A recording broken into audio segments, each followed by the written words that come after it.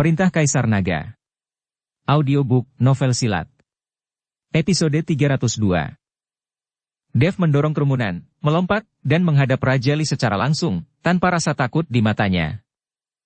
Kekuatan binatang buasmu tidak lebih dari itu, karena kamu berkata begitu, maka saya akan membiarkan Anda melihat apa kekuatan sebenarnya dari ras binatang buas.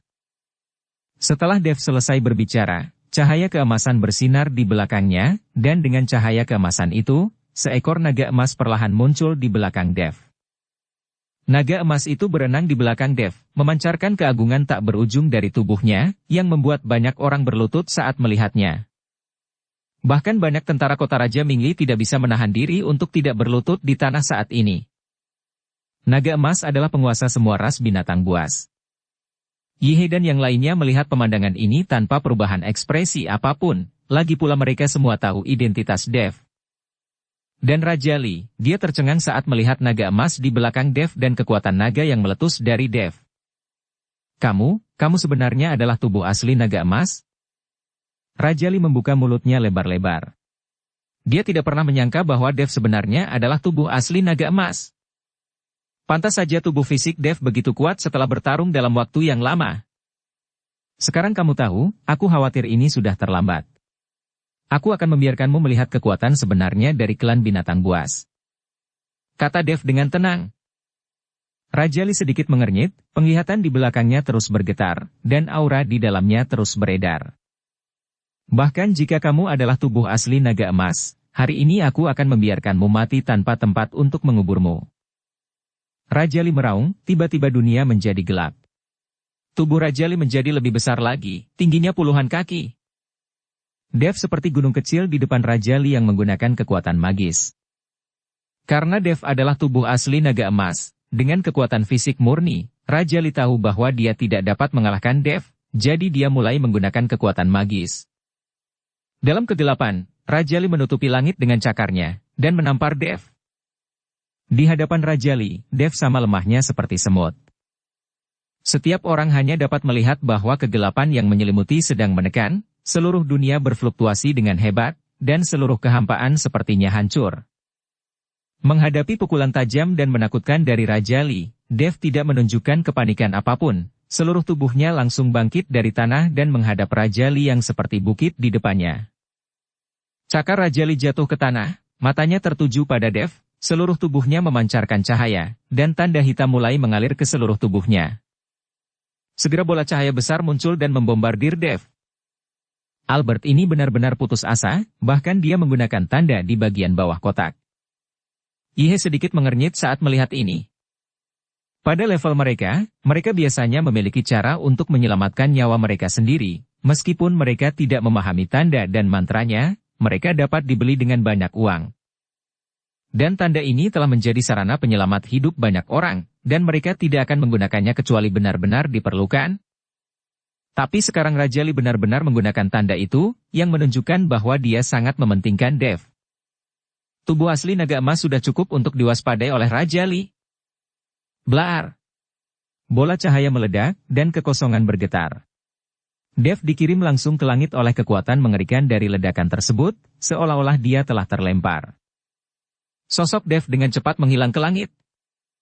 Raja Li mendongak, dan akhirnya ada senyuman di sudut mulutnya.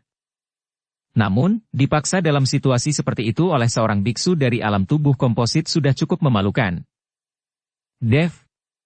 Melihat Dev terpesona, Kuenye dan yang lainnya berteriak dengan gugup. Yihe dan Yulian juga mengerutkan kening, dengan putus asa melihat ke arah langit, tapi tidak ada jejak Dev. Raja Li yang seperti gunung menatap Yihe saat ini dan berkata, Yihe, menyerahlah dengan patuh, atau semua orang di seluruh kota kekaisaran iblis akan mati. Yihe menatap Raja Li dengan dingin, matanya berkaca-kaca. Dia berkata dengan tegas, Aku tidak akan menyerah. Orang-orang di kota kekaisaran iblis kami lebih memilih mati dalam pertempuran daripada menyerah.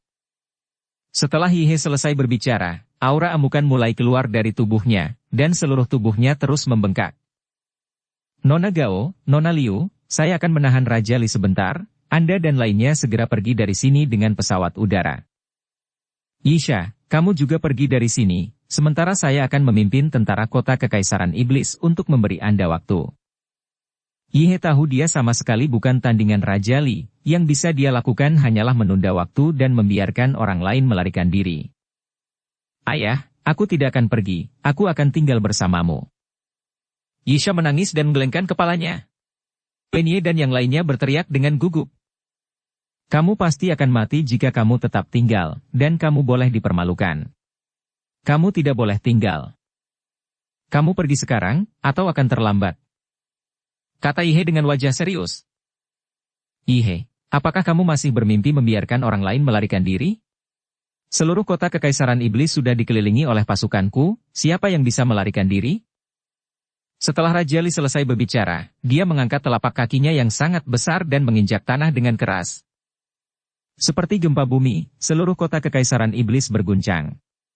Formasi pertahanan di luar kota kekaisaran iblis langsung dihancurkan menjadi berantakan oleh tendangan Raja Li. Melihat ini, ekspresi He menjadi sangat jelek, tapi tidak ada yang bisa dia lakukan. Kekuatan Raja Li telah melampaui imajinasinya. Keduanya berada di ranah peringkat keempat dari alam kesengsaraan transendensi. Meski terdapat celah, namun tidak terlalu besar. Tapi sekarang, Raja Li telah membangkitkan jiwa binatang, dan sekarang kesenjangan kekuatan antara Yihe dan Raja Li semakin lebar. Tepat ketika Yihe sedang kebingungan, cahaya melesat tiba-tiba, tampak terbang dari langit. Ketika lesatan cahaya mendekat, mereka menyadari bahwa itu adalah Dev. Melihat Dev baik-baik saja, Yihe dan yang lainnya semua senang. Dan Raja Li menatap Dev dan mendengus dingin. Nak, kamu belum mati, jadi aku akan memberimu tumpangan. Setelah Raja Li mengatakan itu, tanda menyala lagi, dan sebuah bola cahaya muncul lagi.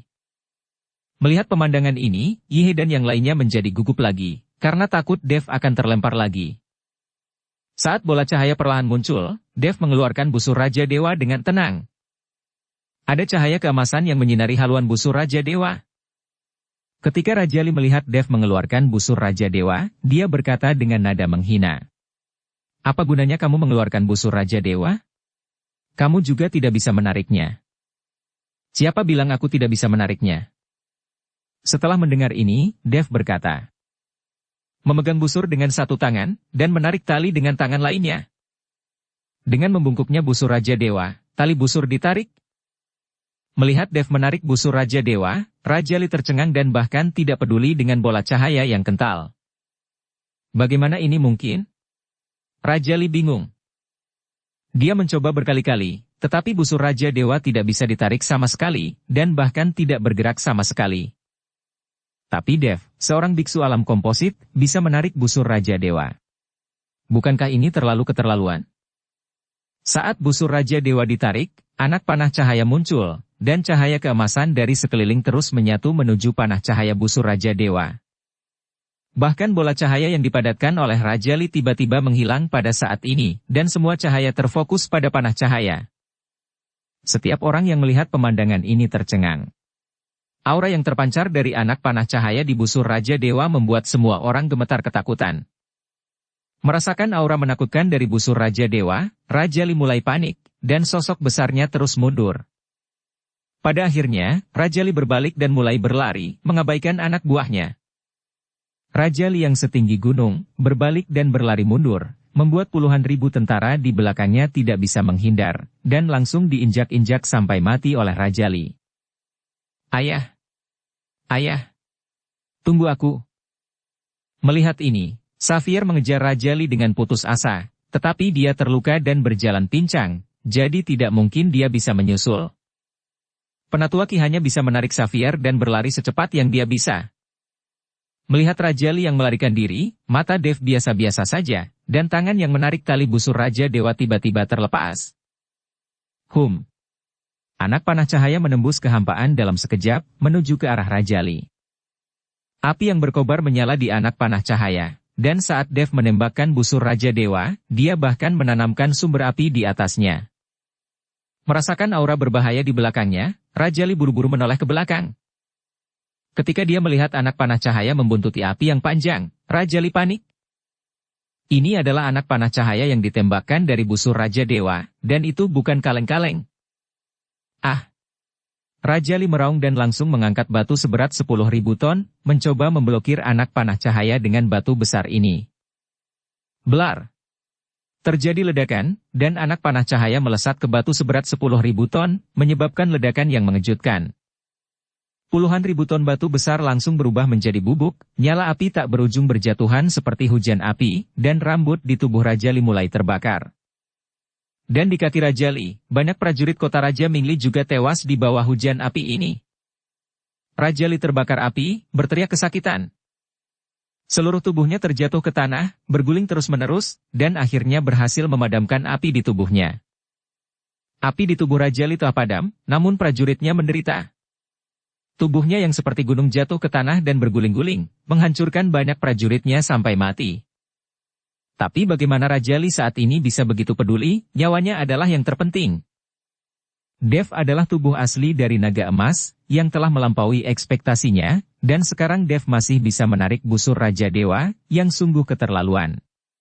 Raja Li tidak pernah menduganya. Setelah memadamkan api di tubuhnya, Raja Li berdiri dengan susah payah, bersiap untuk melarikan diri lagi. Tapi Dev menarik busur Raja Dewa lagi, dan kali ini, 3 anak panah cahaya muncul langsung di busur Raja Dewa, dan cahaya tak berujung mengalir di busur Raja Dewa. Seolah-olah cahaya dari seluruh dunia telah diserap oleh busur Raja Dewa untuk membentuk ketiga anak panah cahaya ini. Melihat busur Raja Dewa di tangan Dev, 3 anak panah ringan tiba-tiba muncul. Raja Li menjadi semakin bingung, dan terus menggerakkan kakinya dan berlari ke depan. Setiap langkah yang dia ambil, bumi akan berguncang dan gunung-gunung akan berguncang, dan langit akan runtuh. Para prajurit kota Raja Mingli yang datang bersama Raja Li sangat menderita kali ini, banyak dari mereka yang tidak bisa mengelak diinjak-injak oleh Raja Li. Wus! Wus! Swos! Dev mengendurkan jarinya, dan 3 anak panah cahaya ditembakkan seketika, tetapi tidak semua anak panah cahaya mengarah ke Raja Li. 1 panah cahaya mengarah ke Raja Li, 1 panah cahaya langsung menuju ke Penatuaki, dan panah cahaya yang tersisa mengarah ke Saphir. Selama ketiga orang ini mati, tentara Raja Mingli juga tidak memiliki pemimpin, dan akan hancur total. Ayah, selamatkan aku, tolong selamatkan aku. Saphir berteriak dengan sedih saat dia melihat anak panah ringan mengarah langsung ke arahnya. Ketika Penatuaki melihat ini, dia juga membuang Saphir, melompat, dan dengan cepat menggerakkan tubuhnya, mencoba menghindari serangan itu. Tapi anak panah cahaya itu seperti memiliki mata. Tidak peduli seberapa keras Penatuaki mencoba menghindar, dia tidak bisa mengelak sama sekali. Saya melihat seberkas cahaya menembus dada Penatuaki, dan ribuan cahaya keemasan terpancar dari tubuh Penatuaki. Boom! Tubuh Penatuaki segera meledak, berubah menjadi hujan darah dan jatuh, bahkan tidak menyisakan bagian tubuhnya.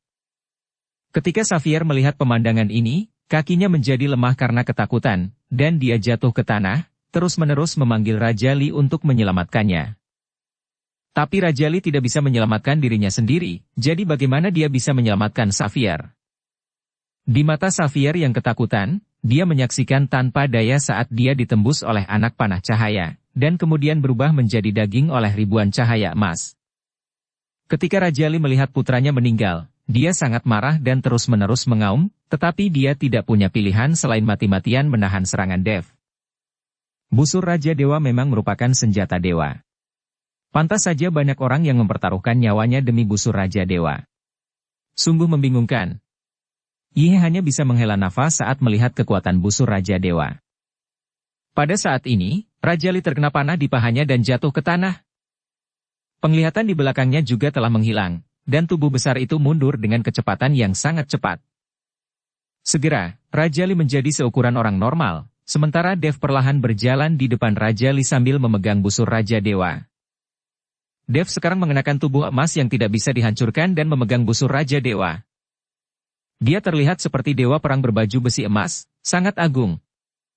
Dev menatap Raja Li. Raja Li saat ini seperti ayam jago yang kalah, permusuhan telah lama hilang dari tubuhnya.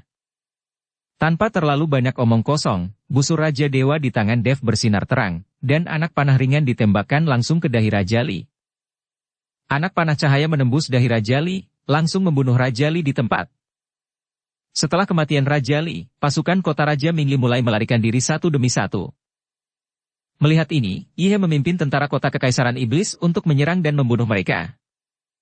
Dikejar sampai ke kota Raja Mingli. Dev, kamu baik-baik saja. Queenie dan yang lainnya berkumpul, melihat wajah Dev tidak terlihat baik, jadi mereka bertanya dengan khawatir. Aku baik-baik saja. Dev tersenyum ringan. Tapi setelah selesai berbicara, Dev merasa pusing, dan jatuh ke tanah dalam sekejap. Menarik busur Raja Dewa beberapa kali berturut-turut, menghabiskan banyak sekali kekuatan Dev, dan saat ini Dev sedikit kehabisan tenaga. Melihat Dev pingsan, beberapa wanita buru-buru membawa Dev kembali ke kota Kekaisaran Iblis. Dev tertidur selama 3 hari. Dan dalam 3 hari ini, Yihe memimpin orang-orang untuk menduduki kota Raja Mingli sepenuhnya. Menduduki kota Raja Mingli telah meningkatkan kekuatan Yihe. Apakah Tuan Chen masih belum bangun? Yihe tampak sedikit gugup menatap Dev yang masih tak sadarkan diri. Sudah 3 hari, dan Dev masih koma selama 3 hari. Dia belum bangun, tetapi tubuhnya baik-baik saja. Dia menjadi koma karena disebabkan oleh konsumsi kekuatannya yang berlebihan. Ruby memeriksa tubuh Dev setiap hari.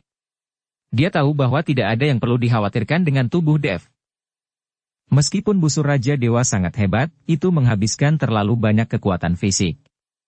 Saya telah menyiapkan lebih banyak sumber daya sehingga Tuan Chen dapat pulih lebih cepat.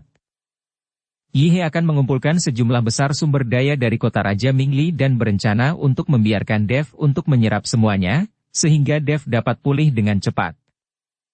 Begitu Yihe selesai berbicara, Dev perlahan membuka matanya.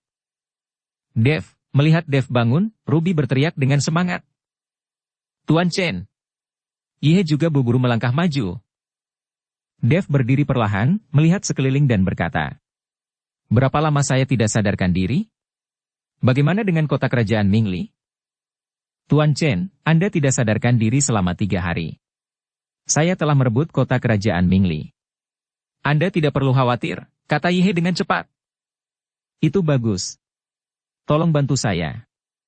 Saya memiliki busur Raja Dewa di tangan saya, dan Anda tidak boleh mengungkapkan apapun tentang itu. Dev memperingatkan Yihe. Dev tahu jika berita ini tersebar, dia akan menjadi sasaran publik, semua orang mungkin akan mengganggunya dan ingin membunuhnya. Jangan khawatir, Tuan Chen. Saya sudah memberitahu ini sejak lama, jadi tidak ada yang berani mengungkapkan apapun. Yihe juga memahami pentingnya busur Raja Dewa. Berapa banyak orang yang berjuang untuk mendapatkan busur Raja Dewa? Di sana ada Raja Dewa yang membungkuk di dalamnya. Jadi tidak gila jika merepotkan Dev. Apakah Helena sudah kembali? Dev bertanya lagi. Nona Helena mungkin tidak akan kembali selama beberapa hari. Tuan Chen, Anda dapat beristirahat dengan tenang, dan saya akan mengurus sisanya. Yihe menyuruh Dev untuk beristirahat dengan baik, tidak perlu banyak berpikir. Saat Dev sedang mengobrol dengan Yihe, Hengki tiba-tiba berlari masuk. Hengki, kenapa kamu ke sini? Bukankah aku sudah memberitahumu untuk mengikuti penatua ketiga kembali ke sekte Kuali Giok? Melihat Hengki berlari kembali, Ruby bertanya dengan heran. Masalah di kota Kekaisaran Iblis telah terselesaikan, jadi Ruby meminta penatua ketiga untuk kembali bersama semua orang ke sekte Kuali Giok. Tapi setelah berjalan beberapa hari, Hengki berlari kembali. Master sekte Kuali Giok kita diambil oleh Zarko. Dia memanfaatkan kota Raja Mingli yang mengepung kota Kekaisaran Iblis. Ketika sekte Kuali Giok kami datang untuk membantu, dia membawa beberapa orang untuk mengambil sekte Kuali Giok. Kota Raja Mingli, mereka sengaja memancing kita ke kota Kekaisaran Iblis, sehingga sekte Kuali Giok kosong. Oleh karena itu Zarko dapat dengan mudah berhasil. Kata Hengki terengah-engah. Ketika Ruby mendengar ini, dia langsung mengerutkan kening, dia tidak menyangka Zarko belum menyerah. Sialan, Zarko ini benar-benar berani. Sekarang Raja Li telah mati, dan kota Raja Mingli berada di bawah komandoku, dia masih berani membuat masalah. Nona Liu, jangan khawatir. Sekte Kuali Giok di tangan Zarko tidak punya kesempatan untuk melawan kota Kekaisaran Iblis saya. Saya pribadi akan membawa orang ke sekte Kuali Giok untuk membunuh Zarko dan membantu Anda mengambil kembali sekte Kuali Giok. Wajah Yihe penuh amarah, dan Zarko kecil bisa berbalik menghadap langit. Yihe, kota Raja Mingli baru saja dirobohkan sekarang, dan kondisinya tidak terlalu stabil. Kamu juga dibutuhkan di kota kekaisaran iblis, jadi kamu tidak perlu pergi. Aku akan pergi ke sekte Kuali Giok untuk melihatnya. Dev menghentikan Yihe. Tuan Chen, tubuhmu. Tubuhku baik-baik saja. Meskipun aku lemah, jika aku ingin membunuh Zarko, aku hanya perlu menjentikkan jariku. Dev tersenyum ringan. Setelah mendengar ini, Yihe juga tersenyum. Dev bahkan membunuh Raja Li, jadi jika dia ingin membunuh Zarko, dia cukup menjentikkan jarinya. Saat Helena kembali, biarkan dia pergi ke sekte Kuali Giok untuk menemukanku, kata Dev. Setelah selesai berbicara, Dev membawa Ruby dan Henki ke sekte Kuali Giok. Namun, kuenjetan juljet joka menkikutti Merekka. Merekka inkin menkikutti tave ke sekte Kuali Giok. Awalnya, Dev ingin mereka tinggal di kota kekaisaran iblis, bagaimanapun juga, akan lebih aman untuk tinggal di kota kekaisaran iblis. Tapi mereka berdua tidak mau tinggal di kota kekaisaran iblis dan bersikeras mengikuti Dev ke sekte Kuali Giok. Dev tidak punya pilihan selain membiarkan mereka berdua mengikuti. Dan Yisha melihat ke belakang Dev dan yang lainnya pergi dengan ekspresi yang sangat rumit. Melihat ekspresi Yisha, Yihe hanya bisa melangkah maju dan menepuk kepala Yisha, karena Yihe tidak bisa membantu dengan hal semacam ini. Yihe mengetahui identitas Dev dengan sangat baik, jadi Yisha sama sekali tidak layak untuk Dev. Tapi jika Yisha bisa menjadi wanita Dev, Yihe akan sangat bahagia, tapi itu semua tergantung nasib keduanya. Pada saat ini, di luar sekte Kuali Giok, penatua ketiga membawa banyak murid sekte Kuali Giok, jadi mereka hanya bisa menjaga di luar sekte Kuali Giok. Zarko menempati sekte Kuali Giok, dan mereka tidak bisa masuk sama sekali. Dan dengan kekuatan mereka, mustahil untuk mengambil alih sekte Kuali Giok. Anda harus tahu bahwa Zarko juga memiliki jenderal yang diutus oleh Raja Li untuk menemaninya. Jenderal itu adalah biksu tingkat 9 di alam tubuh komposit. Jangankan penatua ketiga dan yang lainnya, bahkan jika penatua tertinggi dari sekte Kuali Giok maju, dia akan dikalahkan oleh jenderal dari kota Raja Mingli ini. Zarko sekarang sangat gembira dan bangga, dia bahkan tidak tahu bahwa kota Raja Mingli telah dihancurkan. Zarko berpikir bahwa kota kekaisaran iblis telah direbut dan penatua ketiga serta yang lainnya telah memimpin orang lain untuk melarikan diri dari kota kekaisaran iblis. Penatua ketiga, saya menyarankan Anda untuk memahami keadaan saat ini. Sekarang sekte Kuali Giok adalah milik saya, dan saya juga telah mencapai kerja sama strategis dengan Raja Li. Mulai sekarang, ramuan yang dimurnikan oleh sekte Kuali Giok akan diberikan kepada kota Raja Mingli. Dan kota kerajaan Mingli akan terus menyediakan tanaman obat dan berbagai sumber daya untuk sekte Kuali Giok kita, dan keselamatan sekte Kuali Giok juga di bawah tanggung jawab kota kerajaan Mingli. Sekarang kota kekaisaran iblis telah selesai, di daerah ini, kota Raja Mingli adalah yang terbesar, tidakkah kamu mengerti? Zarko berkata kepada penatua ketiga. Zarko, berhentilah bermimpi. Kota Raja Mingli telah lama berakhir, dan Raja Li telah dibunuh oleh Tuan Chen. Kamu di sini masih bermimpi musim semi dan musim gugur. Pergi dan tinggalkan sekte Kuali Giok sekarang mungkin kamu masih bisa bertahan, tapi jika tidak, kamu akan mati tanpa tempat pemakaman ketika Master Sekte kembali. Penatua ketiga mendengus dingin. Hahaha, setelah mendengar ini, Zarko tertawa keras. Apakah ada yang salah dengan otakmu? Kamu pikir apakah aku tidak tahu kekuatan Dev? Bahkan jika dia melakukan petualangan selama periode ini dan tidak peduli kekuatannya meningkat dengan cepat, dia hanyalah seorang biksu alam tubuh komposit. Sungguh konyol jika dia dapat membunuh Raja Li. Saya akan memberi Anda 10 menit untuk memikirkannya sekarang. Jika Anda tidak tunduk pada aku, maka jangan salahkan aku karena bersikap kasar dan membunuh saja kalian semua. Zarko sama sekali tidak percaya dengan apa yang dikatakan penatua ketiga. Dev, seorang biksu di alam tubuh komposit, dapat membunuh Raja Li, seorang biksu tingkat 4 di alam kesengsaraan transendensi, ini tidak masuk akal. Penatua ketiga melihat bahwa Zarko tidak mempercayainya, jadi dia tidak mengatakan apa-apa lagi, dia hanya bisa memohon pada Henki untuk segera bergerak menyelamatkan para prajurit. Segera setelah orang-orang dari kota kekaisaran iblis tiba, itu akan menjadi saat kematian Zarko. 10 menit berlalu dengan cepat. Melihat penatua ketiga tidak berniat menyerah, Zarko mulai memancarkan semburan aura tirani. Penatua ketiga, karena kamu keras kepala, maka jangan salahkan saya.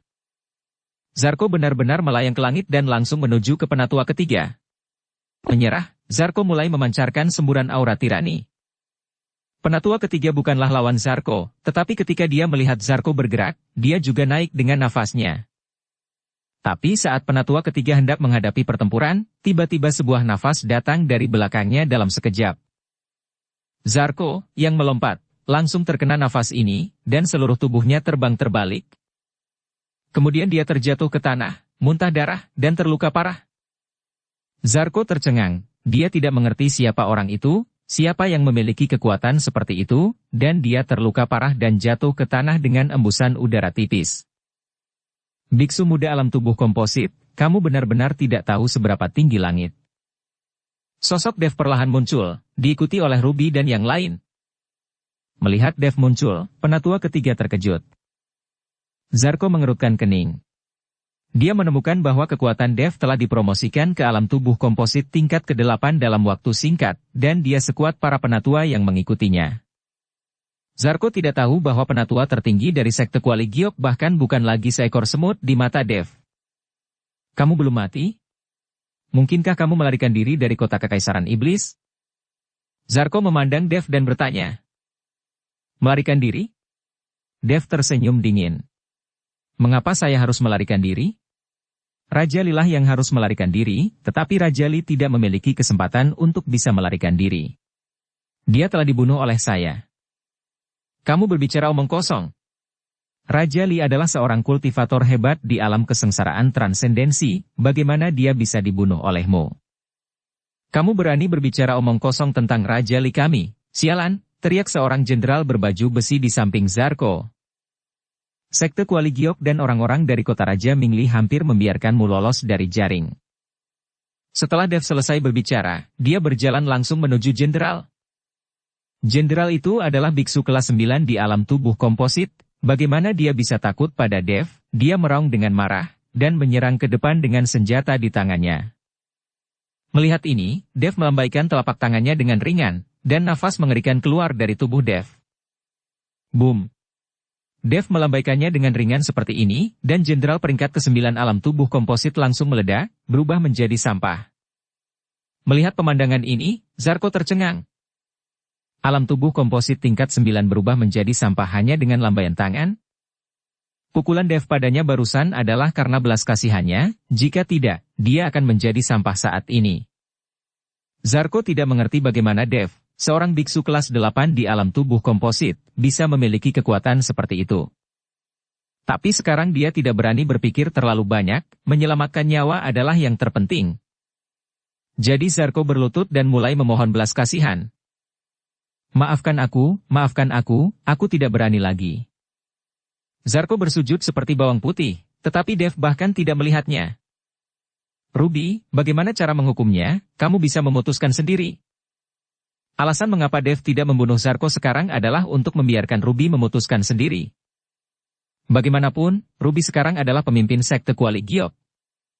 Ruby mengangguk, lalu berjalan menuju Zarko dengan wajah dingin. Maafkan aku, Master Sekte, maafkan aku. Zarko memandang Ruby yang mendekat, dan memohon belas kasihan lagi. Tapi Ruby tidak menunjukkan simpati apapun, jika Zarko tidak memiliki ide untuk menyerang sekte Kuali Giok lagi. Ruby tidak ingin berdebat dengannya lagi. Tapi hati iblis Zarko belum mati, bagaimana mungkin Ruby melepaskannya? Cahaya dingin melintas di tangan Ruby, dan kepala Zarko langsung terbang. Krisis di sekte Kuali Giok diselesaikan oleh Dev dengan lambaian tangannya. Inilah kekuatan. Dev ingat bahwa ketika dia pertama kali datang ke sekte Kuali Giok, dia menjadi sasaran dan ditekan, tetapi sekarang dia dapat membuat sekte Kuali Giok hancur hanya dengan lambaian tangannya. Inilah perubahan yang disebabkan oleh kekuatan. Liga Penyegelan Iblis. Itu adalah istana megah dan indah yang menjulang tinggi ke langit.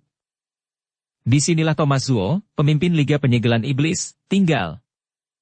Pada saat ini, Thomas Zuo, dengan mata sedikit tertutup, sedang duduk bersila di aula utama, menyerap energi spiritual murni yang datang dari bawah tanah. Dan di bawah aula utamanya ada kota bawah tanah yang luas, tempat ratusan pembudidaya iblis tinggal. Segera, terdengar suara langkah kaki, dan Thomas Zuo perlahan membuka matanya. Seorang pria parubaya berjalan dengan hormat di depan Thomas Zuo, lalu membungkuk dan berkata, "Pemimpin, 5 elemen iblis surgawi, kami hanya memulihkan Suisha dan Dukuisha. Yang lain seperti master cabang juga mengalami kejadian yang tidak terduga. Mereka mati, dan bahkan pemimpin cabang pun terbunuh?" Thomas Zuo bertanya dengan cemberut. "Ya, pemimpin cabang bernama Fausto Ye juga mati, dan dia dibunuh oleh seorang pria bernama Dev Chen, termasuk beberapa penatua cabang. Dan 5 elemen iblis surgawi juga dibunuh oleh orang bernama Dev ini," kata lelaki tua itu dengan cepat. "Dev Chen." Mata Thomas Zuo berkilat dingin. "Apakah Anda punya informasi tentang orang ini?" "Kembali ke pemimpin, saya sudah menyelidiki orang ini, dan semua informasinya ada di sini." Pria parubaya itu berkata, mengambil tangannya. Dia mengeluarkan batu tanda rekor dan meletakkannya di depan Thomas Zuo, dan kemudian melanjutkan. Orang bernama Dev Chen ini tampaknya muncul di dunia surga dan manusia dari udara tipis. Catatan sebelumnya tidak dapat ditemukan sama sekali. Semua bawahan curiga bahwa dia datang dari tempat lain. Dia datang untuk menghadapi dunia surga dan manusia. Dan orang ini dapat bertarung melampaui level. Dia dapat mengalahkan biksu tingkat kedua di alam kesengsaraan transendensi hanya dengan alam tubuh komposit tingkat 8. Dia juga mengetahui berbagai mantra jimat dan tubuhnya kebal terhadap semua racun. Dia seharusnya lebih kuat lagi. Dia berasal dari dunia alam yang lebih tinggi. Thomas Zuo tidak berbicara, tetapi dengan lembut meletakkan tangannya pada catatan di batu tanda, dan segera informasi Dev muncul di benaknya. Kecepatannya sangat cepat. Dalam waktu kurang dari sebulan, dia mampu maju ke beberapa alam berturut-turut. Orang ini memang agak luar biasa. Dukung channel Novel Silat dengan subscribe, follow, like, komen dan share. Thomas Zuo sedikit mengernyit. Pernahkah Anda mempertimbangkan bahwa alasan mengapa orang ini begitu kuat adalah karena dia adalah reinkarnasi? Reinkarnasi? Pria parubaya itu tertegun, lalu menggelengkan kepalanya. Pemimpin, reinkarnasi biasanya terjadi di keluarga besar dan sekte. Jika seorang penatua keluarga gagal naik, jejak jiwanya akan tertinggal untuk terlahir kembali di antara anak-anak keluarga. Tetapi menurut penyelidikan saya, Dev ini sepertinya tidak memiliki latar belakang identitas, dia juga tidak memiliki latar belakang identitas apapun. Tidak ada yang disebut keluarga. Jadi tidak mungkin dia menjadi orang yang bereinkarnasi, dan dia tidak memiliki cara untuk membangkitkan tubuh yang bereinkarnasi. Setelah mendengarkan kata-kata pria setengah baya itu, Thomas Zuo terdiam, dan setelah beberapa saat dia berkata, "Bawalah Suisha dan Dukuisha untuk menemuimu." "Aku." Begitu pria parubaya itu melambaikan tangannya, Suisha dan Dukuisha masuk dengan gemetar. Mereka tidak mematuhi perintah Thomas Zuo, dan sekarang setelah mereka ditangkap, mereka pasti tidak akan mendapatkan hasil yang baik. Begitu mereka melihat Thomas Zuo, mereka berdua langsung berlutut dan bersujud di lantai. Thomas Zuo memandang Suisha dan Dukuisha dengan dingin, dan berkata dengan suara suram. "Kamu mendapat perintah, kenapa kamu tidak buru-buru kembali secepat mungkin?" Keduanya saling memandang, tetapi tidak berani mengatakan sepatah kata. "Karena kamu tidak berani mengatakannya, maka aku akan mengatakannya untukmu. Kamu membocorkan rahasia Liga Penyegelan Iblisku. Kamu takut dihukum ketika kamu kembali, jadi kamu tidak mematuhi perintahku, kan?" Thomas Zuo bertanya. Itu adalah ide dari pemimpin untuk menyelamatkan nyawanya. Jinsha dan Musyalah yang membocorkan rahasianya, jadi kami berpikir untuk membunuh semua orang yang mengetahui rahasianya dan kemudian kembali untuk melapor. Suisha bersujud seperti bawang putih. "Apakah kamu tahu apa konsekuensinya jika rahasia Liga Penyegelan Iblisku terungkap?"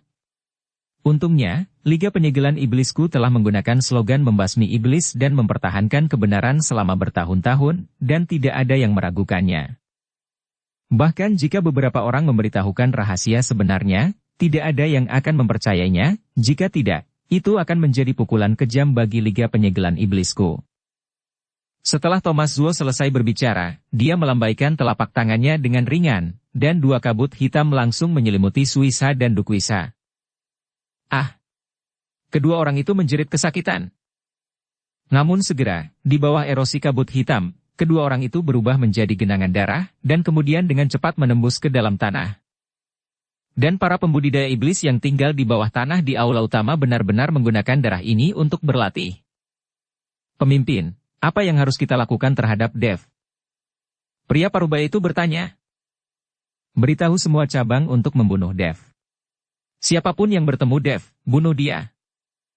Selain itu, biarkan para penggarap iblis dari istana tanpa jiwa melacak Dev. Orang-orang ini telah bertahan begitu lama di bawah perlindungan Liga Penyegel Iblis kamu. Saatnya mereka membayar kebaikan kita.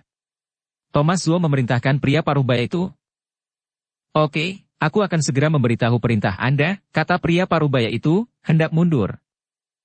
Tapi Thomas Zuo berteriak. Tunggu sebentar. Pemimpin, apakah Anda punya instruksi lain? Pria parubaya itu bertanya. Pembudidaya iblis telah merajalela di Gunung Iblis Surgawi baru-baru ini, dan saya juga mendengar bahwa ada medan perang yang baru ditemukan antara para dewa dan iblis di Gunung Iblis Surgawi. Pasti ada banyak harta karun. Banyak biksu dan beberapa orang tua dari ras binatang buas bergegas ke Gunung Iblis Surgawi, jadi saya ingin Anda membawa Tyrell ke Gunung Iblis Surgawi untuk berlatih. Thomas Zuo berkata kepada pria parubaya itu. Pria parubaya itu sedikit mengernyit, lalu berkata.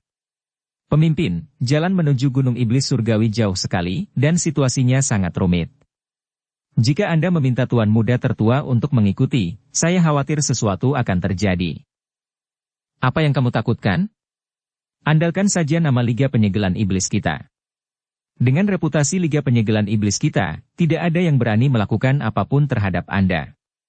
Selain itu, saya meminta Anda pergi ke Gunung Iblis untuk menangkap beberapa pembudidaya iblis. Selama Anda tidak memperebutkan harta apapun, kamu akan baik-baik saja. Setelah Thomas Zuo selesai berbicara, dia berkata dengan lembut. Teriak, Tyrell, keluar. Segera, seorang pria muda mengenakan gaun putih keluar, dan kemudian dia membungkuk sedikit ke arah pria parubaya itu dan berkata. Penatua Chu. Melihat ini, pria parubaya itu hanya bisa berkata tanpa daya. Karena pemimpin telah memutuskan, lalu aku akan mengatur semuanya. Kami akan membawa putra tertua dan berangkat. Bagus. Thomas Zuo melambaikan tangannya. Keluarga Ning di wilayah utara. Charson sedang mengemasi barang-barangnya dan mengatur urusan keluarga dengan detail. Leluhur, semuanya sudah diatur, tapi saya tetap tidak menyarankan pergi ke Gunung Iblis Surgawi. Karena jaraknya terlalu jauh, dan banyak biksu juga yang tahu tentang penemuan medan perang baru antara dewa dan iblis di Gunung Iblis Surgawi, dan mereka semua bergegas ke sana. Kamu belum pulih sepenuhnya. Dengan kekuatan keluarga Ning kita mungkin tidak akan mendapat banyak manfaat jika terburu-buru. Charson berkata kepada Zeke. Dan Zeke, dia sudah lama tidak berpindah-pindah sejak dia datang ke surga dan dunia manusia dan merasuki tubuh leluhur keluarga Ning. Dia telah memulihkan kekuatan leluhur keluarga Ning, tetapi hanya mengandalkan sumber daya dari keluarga Ning. Zeke tahu bahwa dia tidak akan dapat kembali ke kondisi puncaknya di tahun monyet. Jadi dia berencana untuk jalan-jalan keluar dan mengenal dunia surga dan manusia. Ambisi Zeke tidak berkurang hanya karena dia tiba di dunia surga dan manusia. Terutama kebenciannya pada Dev, dia ingin mencari tahu tentang Dev. Zeke belum mengetahuinya, tapi Charson sangat akrab dengan Dev, dan mereka bahkan bertarung berdampingan. Saya meminta Anda untuk pergi ke Gunung Iblis Surgawi bersama saya, bukan untuk mendiskusikannya dengan Anda. Apakah Anda mengerti? Zeke berkata dengan dingin. Selama ini di keluarga Ning, Zeke sudah diakui identitasnya, jadi seluruh keluarga Ning harus mematuhi perintahnya. Ketika Charson mendengar ini, dia sangat ketakutan sehingga dia tidak berani berbicara lagi. Dia hanya bisa memilih beberapa murid keluarga Ning untuk menemaninya, menjaga leluhur keluarga dalam perjalanan. Charson tahu betul bahwa keluarga Ning bahkan bukanlah keluarga besar di wilayah utara. Terlebih lagi, mereka pergi ke Gunung Iblis Surgawi di wilayah selatan, dan ada benua tengah di antaranya. Jika mereka pergi ke Gunung Iblis Surgawi, dengan kekuatan mereka mungkin mengambilnya dari belakang. Namun, Zeke bersikeras untuk pergi, dan Charson tidak berani untuk tidak patuh, dan hanya bisa melayaninya dengan hati-hati. Apakah keluarga Ning dapat berkembang di masa depan bergantung pada leluhur ini? Sekte Kuali Gio. Setelah membunuh Zarko, sekte Kuali Giok kembali normal. Dev sedang menunggu Helena kembali. Jika Helena benar-benar membawa Kaisar Iblis dan Raja Binatang dari klan binatang buas lainnya, mungkin akan ada perselisihan. Tidak ada yang mengira kota Raja Mingli akan binasa begitu cepat. Sekarang Yihe bertanggung jawab atas 2 kota sendirian, kota kekaisaran lainnya pasti akan iri, dan mungkin mereka akan memanfaatkan Yihe. Jadi Dev harus menunggu dan melihat. Jika Kaisar Iblis dan Raja Binatang lainnya benar-benar ingin mengambil tindakan, Dev dan Yihe tidak perlu takut. Jika itu hanya Yihe sendiri, itu pasti bukan lawan dari mereka. Tuan Chen, Kaisar Iblis Yihe ada di sini. Hengki masuk ke kamar Dev dan berkata. Ketika Dev mendengar bahwa Yihe akan datang, dia tahu bahwa Helena pasti kembali, jadi dia buru-buru mengikuti Hengki ke aula utama sekte Kuali Giok. Dev melihat Yihe dan Helena mengobrol dengan Ruby. Master, melihat Dev, Helena buru-buru menyapanya. Helena, apakah bala bantuan sudah tiba? Dev bertanya. Helena menggelengkan kepalanya. Tak satu pun dari orang-orang dari klan binatang buas itu ada di rumah. Mereka sepertinya pergi ke Gunung Iblis Surgawi. Sepanjang jalan, saya melihat banyak orang bergegas menuju Gunung Iblis Surgawi. Tampaknya medan perang baru para dewa dan iblis telah ditemukan di Gunung Iblis. Belum pernah ada orang yang menginjakkan kaki sebelumnya. Pasti ada banyak harta karun di dalamnya. Gunung Iblis Surgawi? Medan perang para dewa dan iblis yang baru? Mata Dev berbinar ke atas. Penatua hantu Gunung Iblis Surgawi berada di Gunung Iblis Surgawi, dan Dustin dan Lilian di Lembah Iblis Darah. Itu tidak jauh dari Gunung Iblis Surgawi. Dev berencana pergi ke Gunung Iblis Surgawi, tetapi dia tidak menyangka di Gunung Iblis Surgawi akan tercipta medan perang baru antara dewa dan iblis. Memikirkan energi naga yang dia dapatkan di Lautan Tinta dan apa yang dia ketahui tentang pertempuran antara dewa dan iblis, Dev sangat bersemangat. Mungkin kali ini di medan perang para dewa dan iblis, dia mungkin akan melakukan beberapa petualangan. Tuan Chen, Gunung Iblis Surgawi berada di wilayah selatan, jaraknya ratusan ribu mil, itu terlalu jauh. Jaraknya terlalu jauh, dan kita harus melintasi benua tengah dalam perjalanan, yang pasti sangat berbahaya. Yihe melihat ekspresi Dev dan tahu bahwa Dev pasti berpikir untuk pergi ke Gunung Iblis Surgawi. Tidak masalah meskipun jaraknya jauh. Kita memiliki pesawat. Bagaimanapun, saya berencana untuk pergi ke Gunung Iblis Surgawi. Kata Dev. Tuan, apakah Anda benar-benar berencana pergi ke Gunung Iblis Surgawi? Helena bertanya. Tentu saja, bahkan jika Anda tidak membawa berita ini, saya mungkin tetap pergi ke Gunung Iblis Surgawi setelah beberapa waktu, tetapi sekarang, saya tidak bisa menunggu lebih lama lagi dan ingin segera berangkat. Dev tampak bersemangat dan berkata dengan penuh semangat.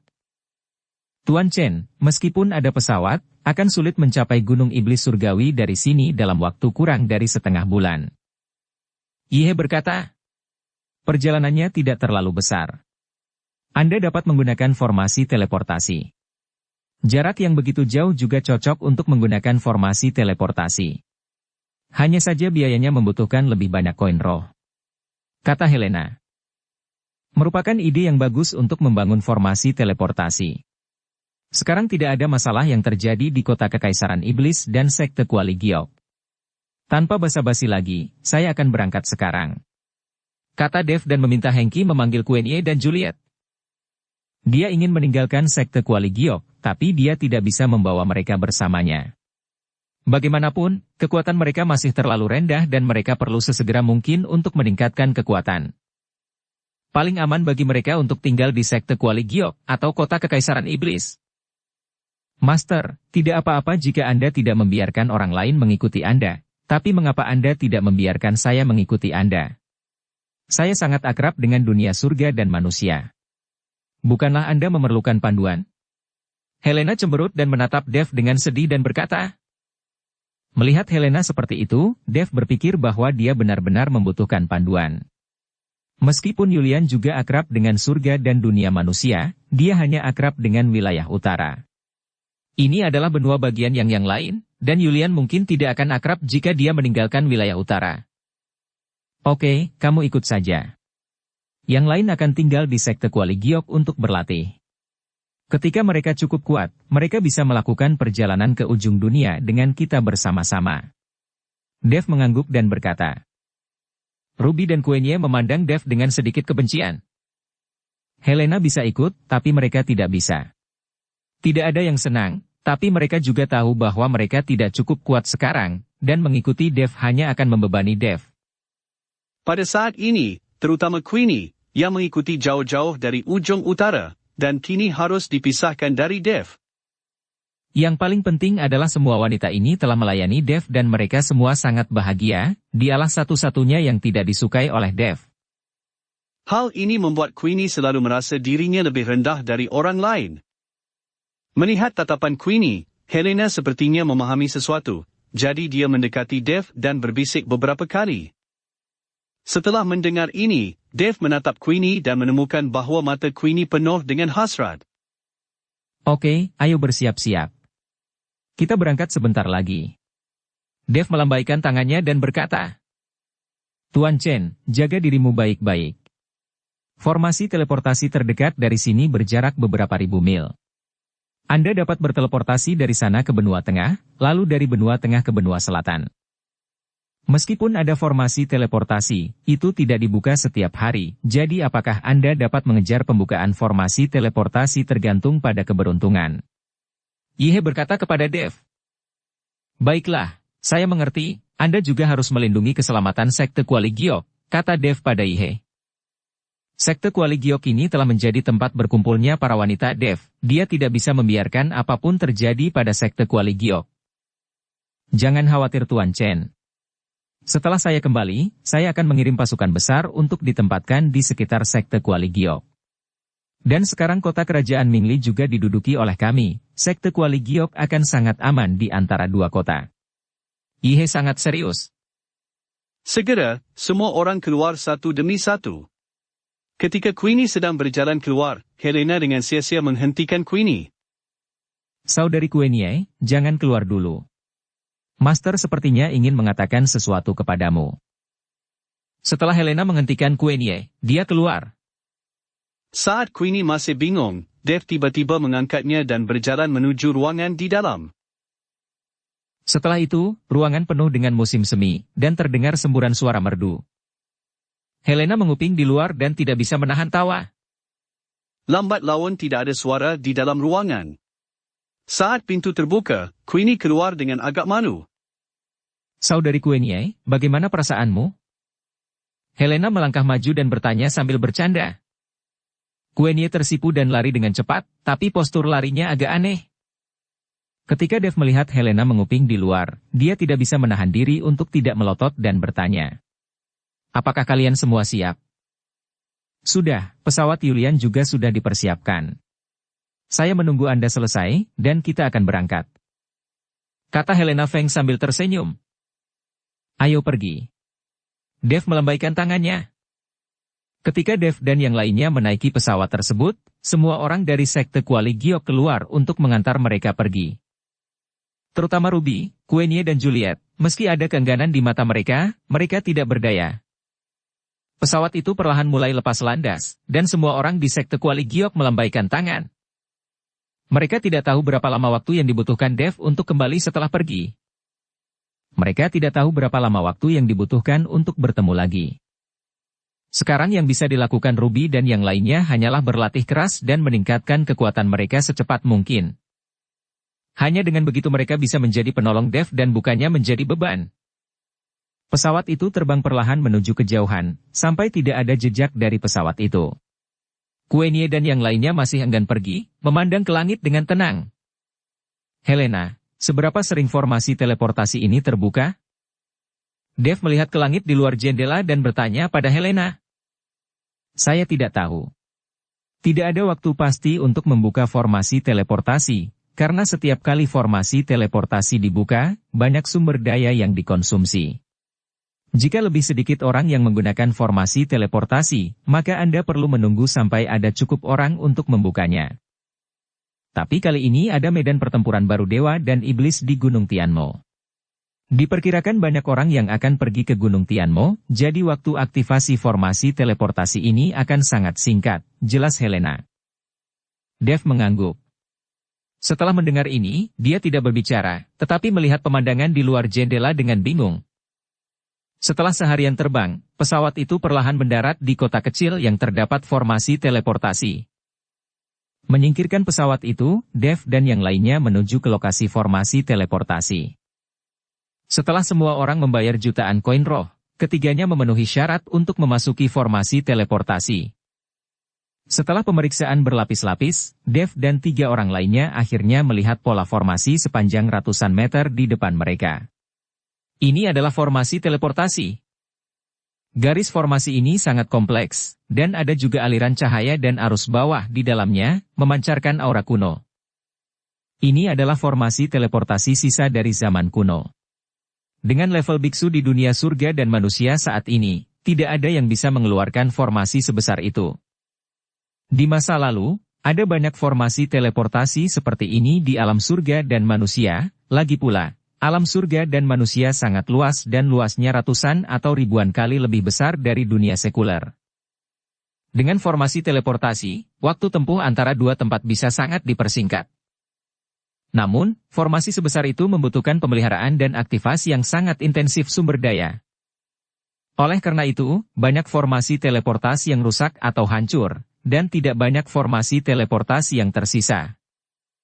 Mungkin karena berita tentang Gunung Tianmo telah menyebar, ada ratusan biksu di sekitar formasi teleportasi saat ini. Tetapi di pintu masuk formasi teleportasi, terdengar suara berisik. Apakah formasi teleportasi diaktifkan? Kami telah menunggu selama 3 hari, dan sekarang ada ratusan orang, mengapa itu belum diaktifkan? Ini menipu terlalu banyak, kami telah membayar jutaan koin roh, tetapi kami masih harus menunggu tanpa henti. Kalian orang-orang dari istana barbar raksasa sungguh serakah. Sekelompok biksu berteriak keras, dan di depan mereka, 2 orang yang tingginya lebih dari 2 meter, sangat besar, dan memakai aksesoris tulang binatang. Kedua orang ini menghadapi tuduhan dari banyak biksu bahkan tanpa memandangnya, seolah-olah mereka tidak mendengarnya. Di belakang mereka, jalan menuju formasi teleportasi sedang ditutup saat ini. Ada ratusan orang di sini, mengapa formasi teleportasi belum dimulai? Jika ada terlalu banyak orang yang berteleportasi pada satu waktu dan formasi teleportasi kelebihan beban, itu akan rusak, yang akan sangat berbahaya. Helena melirik di lingkungan yang gelap. Para biksu itu tidak bisa menahan diri untuk tidak berkata.